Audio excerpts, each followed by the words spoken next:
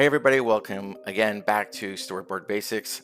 It's me, Bulin again, and today we're gonna do a little bit different thing. I've been asking a little bit a while ago about which one you want to go with, and from what I actually wanted to go over and look at a specific book I have not opened yet. I gave a couple of options before. Was it going to be Blade Runner 2049 or is it going to be Game of Thrones Storyboards? So I decided since I bought it first, I'm going to go ahead and open Blade Runner 2049 Storyboards from the Denis Villeneuve film. So let's get right into that and explore this book together.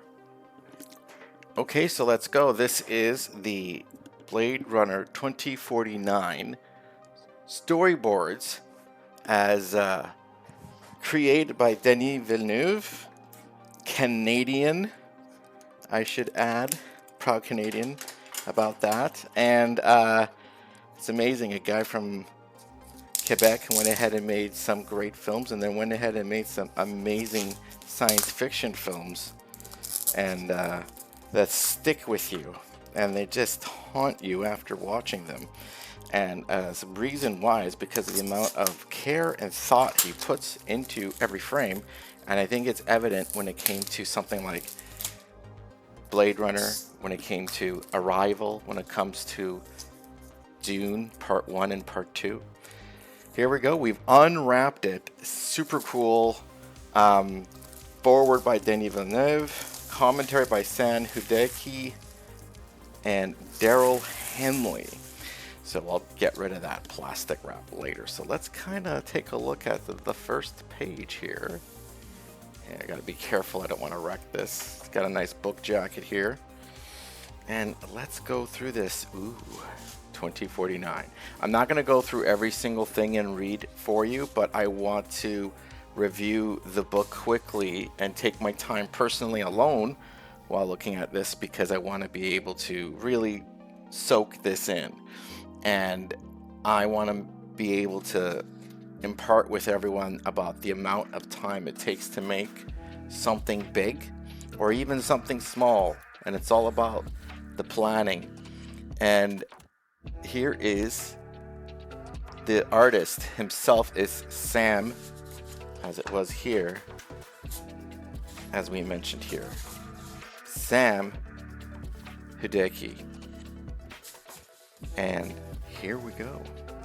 Look at that. Just a really great thing. There's a great forward here and an introduction page here by Sam himself. So let's go over and just really get a sense of to what it is, of what it takes. Now, in my classes when I taught at CG Masters School of Animation and VFX, I would bring up Ridley Scott's actual storyboards, and these are very similar. And what they called them back then was Ridley Grams. Ridley Scott was a huge fan of the old French comics by Moebius and Alejandro Jodorowsky and stuff like the Incal and Meta Barons, and this is influenced by that as well. They obviously read the same books, and it's evident. There's a lot of by paper and there's a lot by digital, and I love to see the comparisons here from beginning, middle, and to the end, right? How it starts, how it's going, where we're at, you know?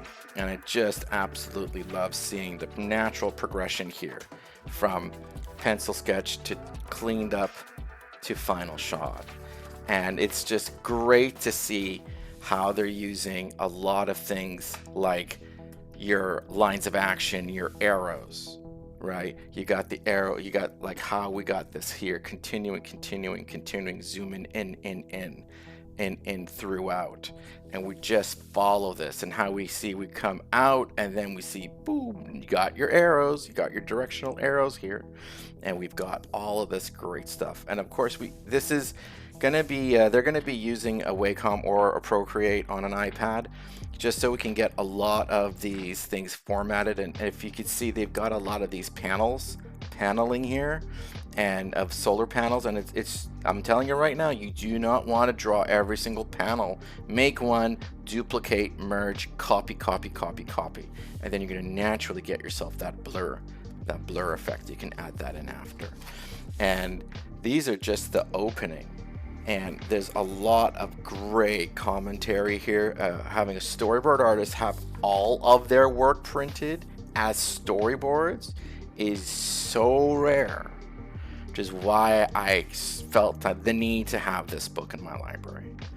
And I know for a fact that later tonight, after everyone goes to bed, I'm going to go through this and go exactly all over this here. This is just all dealing with the opening here where he meets with Dave Bautista's character. And I'm just, oh my God, how cool is this? How cool is it a storyboard artist gets every single page he drew printed as a beautiful book of art? And it's very, very rare. And it's so rare to have, but it's so great to have that this is how it's gonna look. And I love this. This is the one scene 93, all the way down, right? You want that. You know, and of course, end part one intermission. And the idea of this part here, as we can see, it ends and then the rest of the page is because that sequence is done. This scene, the sequence is finished. You know, they want to move on and they want to start the boards on a separate document possibly and go ahead and start fresh from full panels. And I do that a lot too. It's just when we know it's done there. And I'm just loving seeing all of this here. Again, knowing who the actor would possibly be in it and the likeness, and they do as fast as they could, as quickly. And the rough designs of a spinner, they probably just went with the old spinner as a design to work with. Knowing it's Blade Runner, you know how to draw the little ovalish bulb at the back with the little wheels in the front. And this is just great, having LAPD there, flying right into it. It's classic Blade Runner vibes. You know, and I'm just gonna go ahead and we're gonna go through big pile out ahead. And this is exactly the entire film from beginning to end. From beginning to end, the entire film storyboards are here. They don't usually storyboard the entire feature, but Villeneuve storyboarded the entire feature. He always storyboards the entire feature. This is more of a European approach to have everything done and planned, because once you have it here, you've edited your movie, you've edited the film, you understand its pacing, you understand what you need for cuts, where a close-up or a wide shot or a different angle is necessary, some lighting effects here, especially right here. We have a lot of play with light and texturing to match what the final shot's going to look like. I'm just going to grab a handful of pages and skip right ahead. This looks like it's the dream sequence if you haven't seen the movie. If you haven't seen the movie, it's spoiler alert here, guys. Don't stop watching this if you don't, I'd rather you not. Again, if you like what we're doing, just please like, subscribe, leave a comment, say what you want to see next, and we're going to go over it together. Because this is new for me as it is for you. I've seen the film, it's stuck with me. It's a stunningly visual, poetic film about what it means to be human, what it means to be empathetic, emotional. If you're haunted by a dream that's not yours, does it still make you human? It's one of those things that's all in there, and it's brilliant to have this. And I love the little effect here that we have. You can barely see it. It's in blue. It's in non-photo blue almost, but it's basically an origami of a bull or a cat.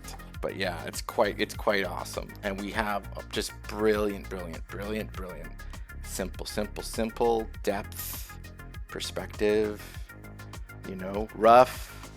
And of course his area was all white out, so just really simple having that just to display where you're going to focus on, and the rest of the scene is white. Awesome. Like right here. I'm going to go right back to it here. Right over there. The whole scene was in white. All you need to know is the edge of the wall and where our character shows up. K. I believe it was K. Just awesome.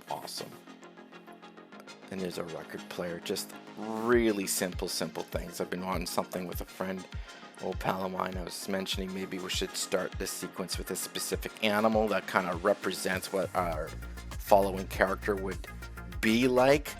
And they love that idea because we started that sort of visual cue earlier before. And it's little things like that in a storyboard. You can kind of like put it in there, and it's cheap to do. It doesn't take it won't be expensive. You know, do it in the storyboard, these sort of visual ideas. And if it works, it works. If it doesn't, it's okay. Oh, look at that. Omit that. Like that. I like that they kept these things. It's all here. How great, hit the camera. How great is it to be an artist like this and then have your entire work appear as a storyboard book? It's almost a graphic novel. I wish they could have like separated the panels out a bit bigger, but I mean, the fact that they put them all together is amazing. And it looks like they got some 3D modeling happening in here and using them as the panels. I've done that as well, and when we discussed this as well before in the past, having 3D models in our storyboards and working with them that way, just to help with perspective. Because there's stories about perspective I can go into. It's just hilarious from one of the first shows I worked on. And I love that they threw some of this in here, some of the script right there. Kind of cool. You know, and it's great to see someone's work celebrated in a book. You know, having it celebrated as a book to be enjoyed as the format allows it to. That's a good Harrison Ford there too, right up there. It's a good little Harrison Ford. An older Harrison Ford. People would tend to draw a Han Solo, a youthful Harrison Ford, but people age and people forget that. So I think it's super cool that they just put, I mean, the whole thing is here. Oh my God. So yes, at the end of the movie, the butler did it. So ta-da! There you guys go. The butler did it. I ruined the movie for you. And we got a bit of a fight scene happening here, which is great to have. You know, really simple. You know, hey, they're fighting back and forth. One gets the upper hand. That's really good just to establish, because it's enough for the stunt people to go back and fight coordinators and discuss how they're going to go ahead and make that happen, right? And yeah, this whole thing is here. I mean, it's like the third act. I think they changed the color of the origami from the first half to the second half of the acts, and it's just genius. It's just brilliant. And I think that this is not even in the movie, actually, as a final scene. But I gotta rewatch the movie anyways because it's brilliant. And that's that book for you guys. I'm gonna go back. I'm gonna take a look at this later.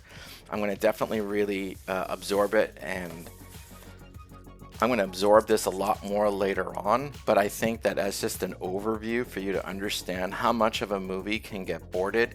A lot of the times, not all of it, you know, but to enjoy this and celebrate this way is quite something. There you have it, Blade Runner 2049. Go ahead and take a look at what it takes to really plan a movie out. I wish everyone did this for their films. Maybe we'd have better movies out there that people would appreciate. The best movies do take the time to go ahead and fill out every single scene and the drama of it, as we saw together. A lot of them didn't have special effects focused on it. It was more about the dramatic content and shot selection and ambience and pacing, and that's what we do. A lot of the times, most storyboards are required just for visual effects, stunts, and other sort of wide establishing or difficult sequences as well. And when it comes to seeing something like this where they just went front to back all the way in, you guys got to go through and take a look at this and really appreciate the work and the craftsmanship brought in here, and appreciate that we have directors like Denis Villeneuve who'll go ahead and call upon storyboard artists to go through the entire script front to back. And I think that's vital to understand what it takes to make a great story come to life. You can find this book at Amazon. We have a link in the description here, and you can go ahead and click. It helps us out. It'll help you out getting a great book at a great price through Amazon, through our affiliate link. Go right ahead, and please Like, subscribe, share this with others, hit the bell to get a notification for the next video, and the next book we will review will be Game of Thrones. So thanks for being here, guys. Can't wait to do it again. Go out there, make great art, and I'll see you in the next one.